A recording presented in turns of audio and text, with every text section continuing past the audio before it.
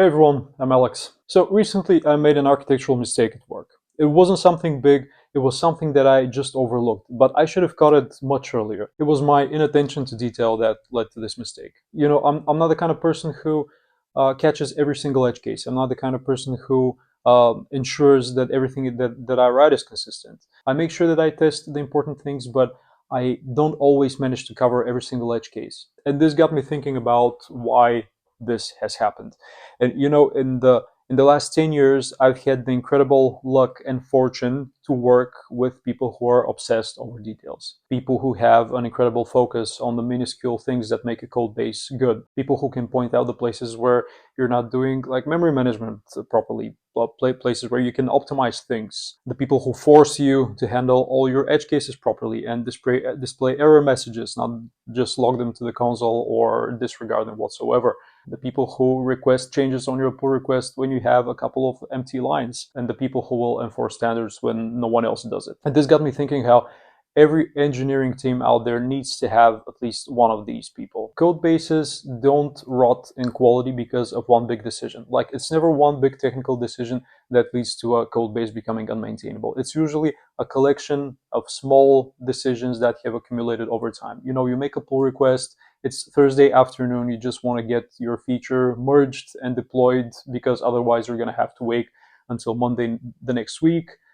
So you rush to do it, but then there's this person who finds out some inconsistency or some small improvement that you could make, and they ask for changes. And I think that it's great that there are people who do this, because otherwise all those small changes that we add to the code base, they accumulate over time. And it's one small decision here, one small decision next week, two small decisions the next month, and then 2 years later, you end up with a whole lot of little edge cases, a whole lot of different small inconsistencies, changes in naming, inconsistently applied design patterns, and things like that. And it can and will inevitably lead to production bugs. Sometimes it can be annoying. You just want to get your work done. You just want to close your ticket, and then your colleague asks you to change, like to make a bunch of small changes. And it seems that they're inconsequential, but they really aren't. So the best decision, even though you may be annoyed at the time, is to just do it, because you're both looking after the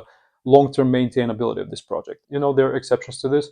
Like, if you're building a prototype, a proof of concept, or you just want to ship fast because you've got 6 months left of runway, the long-term quality of a code base is not your biggest worry here. But when you're in like a corporate setting, or you're working for an established company, and you want to make sure that the software that you build doesn't have to be rewritten every year, having such a person on your team is a blessing. The problem comes when you get two of them in a team.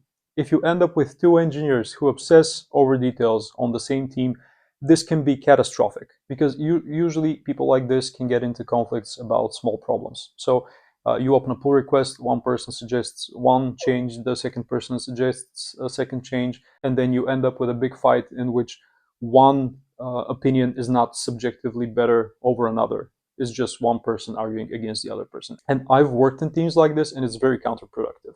Basically, you want to have this one person who is going to police the others a little bit and make sure they're not unchecked, that they're not shipping things uncontrollably, that they're following standards, and that everybody is contributing to a well-maintained code base. If you have too many of them, you are not going to be able to ship with a reliable pace, because people tend to obsess over small, inconsequential things. And you want a balance in your team. You want people who want to move fast. You want people who can look at the high-level picture, who can see the overall design and the overall architecture. And you want the people who can dive into the details, who can look into requirements, who can recognize potential problems and take care of them before this gets to production. There's probably a name that pops in your head when you're listening to this. But if you're listening to what I'm saying right now and your team doesn't have such a person, then you are in trouble. If you want to guarantee that the project you're building will have a future, you need to become this person. Like, starting tomorrow, you need to be the person who is going to look in the small things in your colleagues' pull requests. You need to be the person who pays attention when your product manager is describing the details of the implementation. You need to pay attention to business meetings. You need to figure out like the small details and understand the domain that you're building it in order to be able to write good software. And I've been in such a situation. I'm a high level person. I like designing stuff. I like architecture. And when I'm checking people's work, I'm just making sure that they follow like the high level agreements and the high level ideas, the ways that we've agreed, the ways that we've agreed basically to build things. But I can miss small things. But I was in a situation where I realized that if I'm not paying attention to the small things, no one is. We're going to end up in a situation where 6 months down the line, we're going to have to go into a meeting and say how we need a certain percentage of time to take care of tech debt and change things and improve them. There is no software project without technical debt. I just want to put this out there.